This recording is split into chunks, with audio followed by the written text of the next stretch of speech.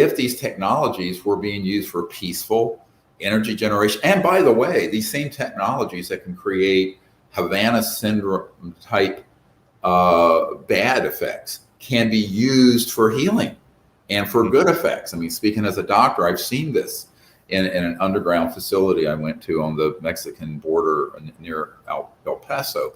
And I think this is another big area of exploration. But see, the reason that's secret, you open up a crack into that room, then you get all of these technologies, because they're all related. They're all related, in terms of the energy spectrum and all this sort of science. It's all part of a basket of related technologies. Correct me if I'm wrong. You are an emergency medical doctor, correct? Yeah. So now just imagine if I had a device that was like a pen, but now it turns out, oh, we got into a car accident. Oh, hold on. Let me get my thing out and I wipe this over you and it heals you. Now I've wiped out your job with this technology. It's like Star Trek. Yeah, the doctor on Star Trek. Yeah. But that's what we're actually up against, is people don't know what to do with this transition. It is. I mean, it is. I mean, I sometimes tell these stories, but I've also met with people in the classified programs managing these, and they go, this coming out, it would be if you took everything that's been invented since the beginning of the Industrial Revolution to now, 150, 200 years, choo-choo trains, all the way to what we have now that we call high tech, that isn't, frankly. Put all of that together, the implications of this area of science, technology, energy, transportation, communication, healing, medicine, what have you, would eclipse all of that combined. So it is the ultimate disruptive technology. So the good news is it's a solution to some of the most pressing problems. The bad news is it's in the hands of people who are, absolutely hell-bent on only using it for destructive purposes, and it's not benefiting humanity. So I term this the lost century. There's 100 years of lost technological, social, spiritual, biological evolution on this planet because of the secrecy. People have to realize, what are the foregone opportunities? What opportunities has humanity missed in 100 years? And what are we still missing? And that's why, the discussion of these issues in a serious way is really needs to be stepped up, beyond the dog and pony show of the fake, stuff going on in the news media and on Capitol Hill about UAPs and all that. It's just a dog and pony show set up by people trying to create a distraction from information like this that has actually been out in the public since the 50s and 60s.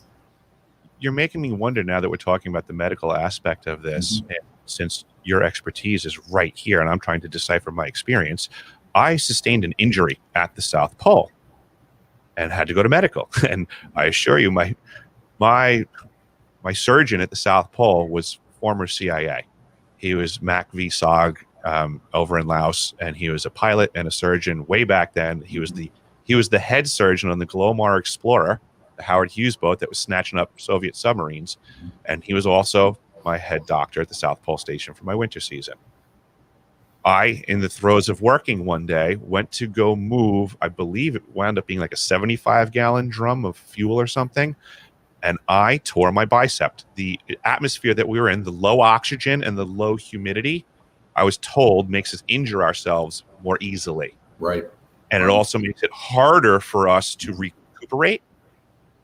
So I went to the doctor, due form, and he was basically telling me my arm was shredded, that in this environment, I need to just basically try to do nothing with it and hope that it heals. And he wasn't giving me a good prognosis on that. Like, he was telling me, I screwed it up badly, and because of the environment, you're not going to do well. Keep coming back and checking with me. I kind of chuckled at him because I have a history of doing well with healing, but I did respect the environment that we were in. Lo and behold, a couple weeks later, I was fine. Interesting. And now I'm wondering, because we were just talking about tech and things like that, and I'm wondering, with He Who He Was, the program that I'm in, compartmentalization of information, our level of remoteness, the importance of keeping me functional. Right. Was I just rectified unbeknownst to me by something unbeknownst to me? Probably. It's certainly feasible. Yeah, It seems absolutely. like a rapid heal for a torn bicep to me, especially when I didn't really stop using it that much. Right, right. Yeah, well, that would not surprise me, actually. Mm-hmm. So I know we just have a few minutes left. Is there anything else you want to share? We have about 10 minutes. Anything else that you've learned, from this experience, or that you want to share with the general public? I want people to reconsider the way they looked at the world up until this point. Like you're trying to impress upon everybody that, things have been unacknowledged. Things, have been hidden from us. And like myself, I was there with 49 other people that didn't see the things the way that I did at the time. Now we're having conversations and everybody's kind of going, oh, I want everybody to do that with everybody else. Any weird experience that you've had in your past, talk to those people again, communicate it, and share these stories. I mean, it's very important. I oftentimes say that, 80%, 20%, right? 80% of your life is the same as 80% of my life. Mm-hmm. We wake up, we brush our hair, you have a mortgage to pay, a car insurance, and all the same things in life. But 20% of your life is going to be very individualized to you and different. Same thing for me. Right. I think the vast majority of us get way too comfortable hiding that 20% because we don't know who to show it to. We don't know what fits. Right. And the world is very divisive nowadays, and it's pitting us against each other, which is horrible. We need to be accepting and tolerant of differences, so that we can learn together as a society. It's a detriment to us as a whole to not be communicating our oddities amongst our own society. Right, exactly. And also suppressing this kind of information and experiences people have had. Yeah.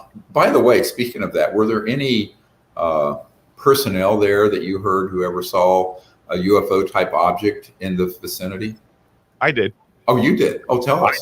I did myself. Yes, actually, I was walking back from an area they call the dark sector. It was a limited amount of wind that day, which brings up, it rustles up the snow that's laying on the ground. Doesn't really drop from the air there. So there's like a low layer of snow moving across. And I was simply just trying to gauge my distance that I had remaining to get back to the facility.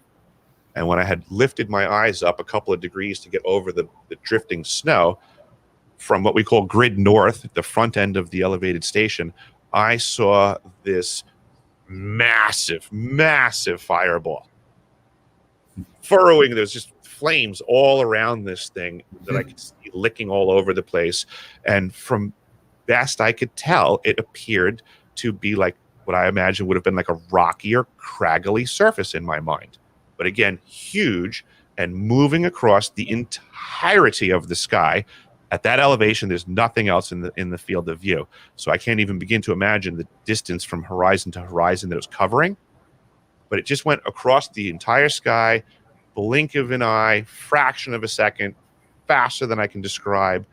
And at the time, because I thought a UFO would have been, a spinning disc with flashing lights and, bug-eyed people, waving out the window at me, I wrote it off.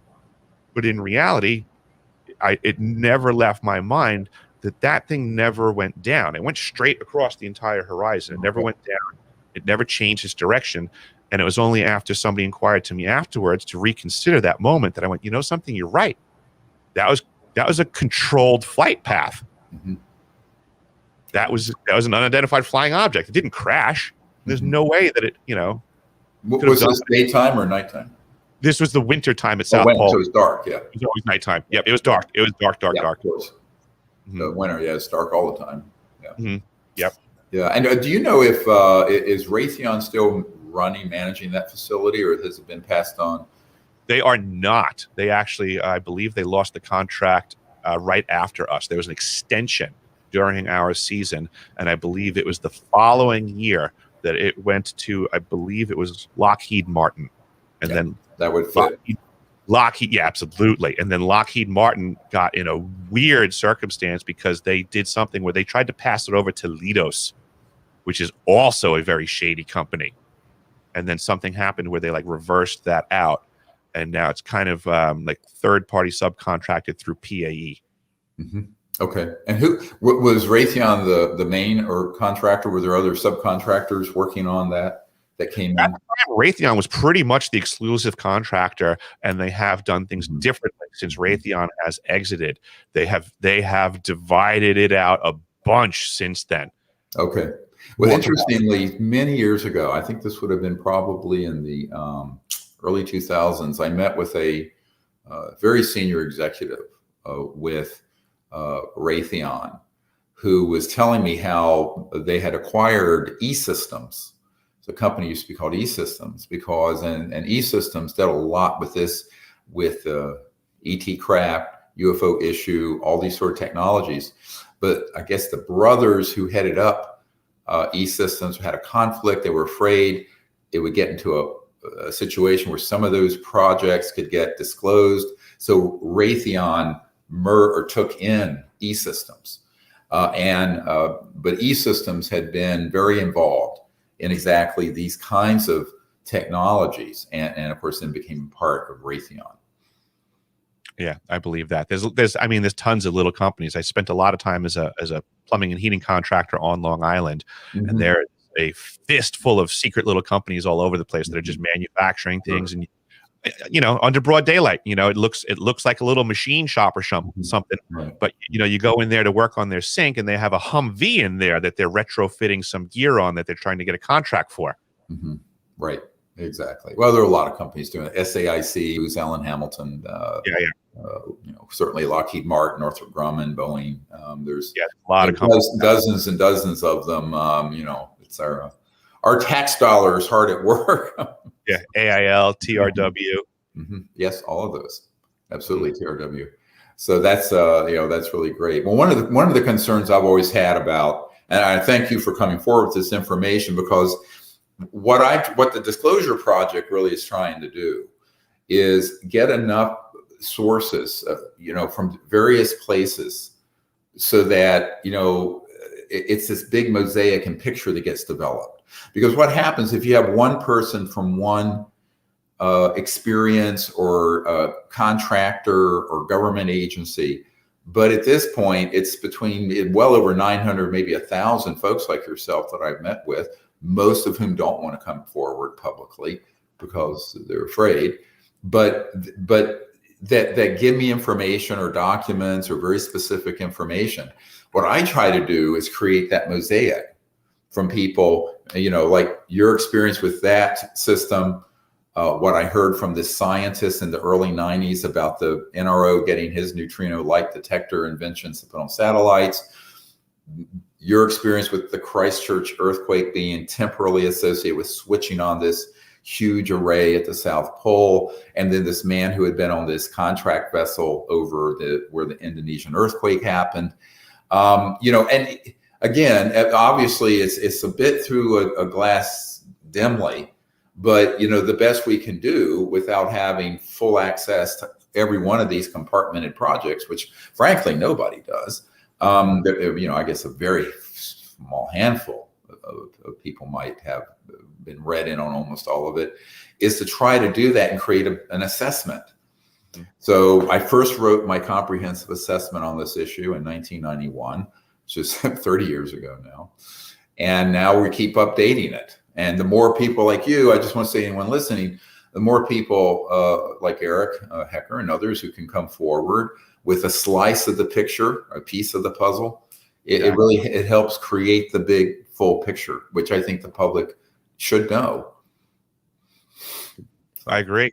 So thank you for doing it. Thank you so much, sir. I really appreciate you giving me the time to do that and letting me share this info on my end as well. It was a great chat. Well, do you have a website where people can go to and see some of these documents and other things I know you have? Yes, absolutely. Please. I do have documentation to prove what I'm saying. I'm not a maniac. Go to deciphering.tv, and there's an archives section there, and you can peruse if you want to hang out there. There's a chat room, talk to people about these documents, or you can download them and share them at will. I'm providing this information to be shared. I want everybody to know what's going on out there, and I just want to lead by example. Everybody is around these things. You got to document somewhere as well. That means something. Right. If everybody pull out one sheet of paper and put it out on the table there for everybody to take a look at, we'll all be better off for it. Absolutely. Again, well, thank you again for your time, and I hope everybody enjoyed this. And until next time, it's Dr. Stephen Greer, and we've been very pleased to have Eric Hecker with us today. Thank you. Thank you. Bye-bye. Bye.